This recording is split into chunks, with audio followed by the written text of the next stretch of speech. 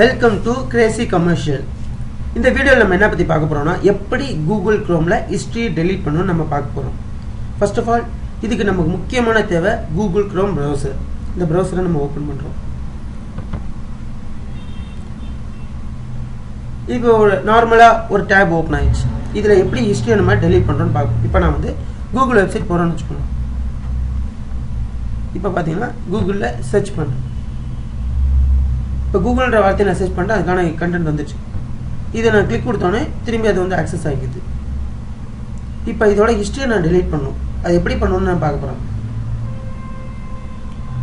இங்கே பார்த்தீங்கன்னா ஹிஸ்ட்ரின்னு ஒரு காலம் இருக்குல்ல, அது ஓப்பன் பண்ணுங்க. ஓப்பன் பண்ணதுக்கப்புறமேட்டு நீங்கள் எந்தெந்த கண்டென்ட் டெலீட் பண்ணணும்னு செலக்ட் பண்ணிக்கோங்க.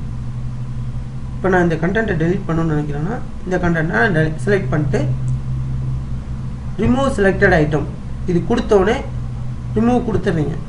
கொடுத்துட்டோடனே அது ஹிஸ்ட்ரியிலேருந்து எரேஸ் ஆகிடும். இது ஒரு மெத்தட்.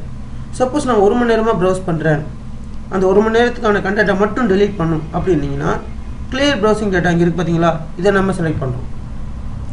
செலக்ட் பண்ணதுக்கப்புறமேட்டு அங்கே ஆப்ஷன்ஸ் கேட்குறாங்க.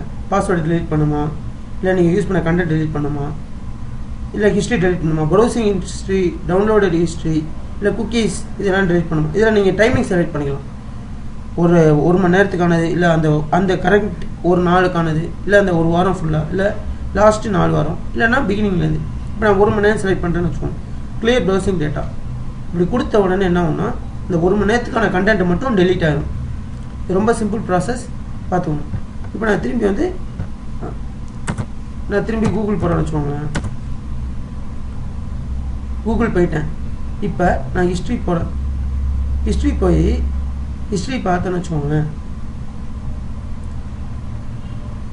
கரெக்டாக நான் யூஸ் பண்ண அந்த கூகுள்ன்ற ஹிஸ்ட்ரி மட்டும்தான் இருக்குது. அந்த 1 மணி நேரம் ஹிஸ்ட்ரியே இருக்காது. ஸோ இது மூலயமா நீங்கள் உங்களோட கூகுள் க்ரோமில் இருக்க அன்வான்ட் ஹிஸ்ட்ரி எல்லாத்தையும் டெலீட் பண்ணிடலாம். தேங்க்ஸ் ஃபார் வாட்சிங். இந்த வீடியோ உங்களுக்கு பிடிச்சிச்சுன்னா லைக் பண்ணுங்கள், ஷேர் பண்ணுங்கள், சப்ஸ்கிரைப் பண்ணுங்கள். தேங்க்ஸ் ஃபார் வாட்சிங்.